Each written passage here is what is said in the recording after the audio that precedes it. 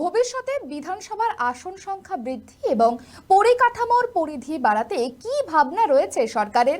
Delimitation প্রক্রিয়া ও মহিলা প্রতিনিধিত্বের কথা মাথায় রেখে নতুন ভবন তৈরির ইঙ্গিত দিলেন মুখ্যমন্ত্রী শুভেন্দু অধিকারী।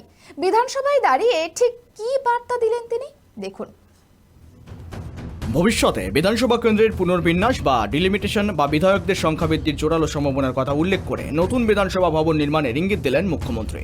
শনিবার বিধানসভায় বক্তব্য রাখতে গিয়ে তিনি স্পষ্ট জানান, আগামী দিনে বর্তমান পরিকাঠামো পর্যাপ্ত নাও হতে পারে, তাই ভবিষ্যতের কথা ভেবে এখন থেকে দীর্ঘমেয়াদী পরিকল্পনা গ্রহণ করা প্রয়োজন। নতুন অ্যাসেম্বলি তৈরি করতে হবে, যেমন লোকসভা তৈরি হয়েছে। আগামী দিনে ডিলিমিটেশন হলে, মহিলা সংরক্ষণ হলে 294টা বেড়ে 400-র উপরে যাবে। তার পরিকল্পনা যদি আপনি এখন থেকে না করেন, এখন থেকে যদি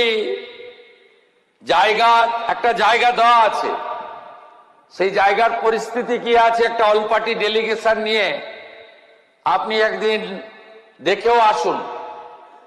এবং পিডব্লিউডি বা যে সমস্ত সংস্থা আছে কনস্ট্রাকশনের, প্রাথমিক একটা চিন্তা ভাবনা এখন থেকে করুন। এই বিল্ডিং হেরিটেজ, একে আমরা কি করে ব্যবহার করব সেটা তো নিশ্চয়ই ভবিষ্যৎ বলবে, কিন্তু আমাদের যদি ডিলিমিটেশন এবং মহিলা সংরক্ষণ হয়ে যায়, 400-র উপর সদস্য হলে এখানে বসার কোনো সুযোগ নেই।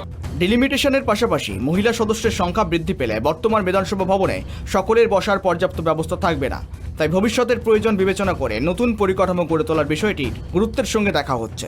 নতুন বিধানসভা ভবন নির্মাণে অর্থ বরাদ্দ নিয়েও কোনো সমস্যা হবে না বলেও আশ্বাস দেন মুখ্যমন্ত্রী। কোভিডের সময় সোশ্যাল ডিস্টেন্সিং ছিল, একেবারে ওই পর্যন্ত এমএলএদের বসাতে হতো, একবারে লাস্ট গ্যালারির মাথা পর্যন্ত। পুরনো এমএলএদের কারো কারো মনে আছে নিশ্চয়ই, 19 সালে অনেক দূরে দূরে। অতএব এইসব ফিউচার প্ল্যানিংও আপনাকে করতে হবে। অর্থমন্ত্রীকে সাক্ষী রেখে বলছি, অর্থ কোনো সমস্যা হবে না।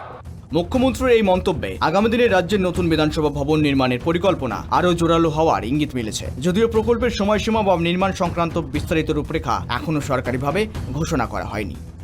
ক্যামেরায় সূর্যশঙ্কর অধিকারীর সঙ্গে ত্রয়ন চক্রবর্তীর রিপোর্ট, কেটিভি বাংলা।